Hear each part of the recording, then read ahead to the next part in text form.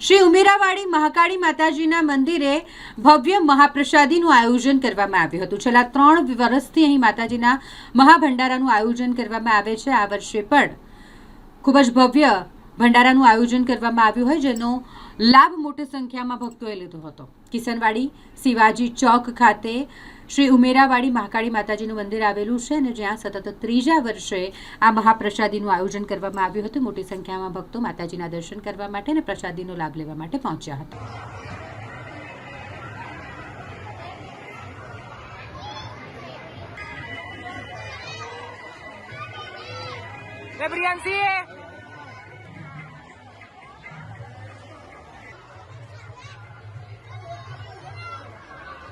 તમામ ભાવિ ભક્તોને નમ્ર વિનંતી।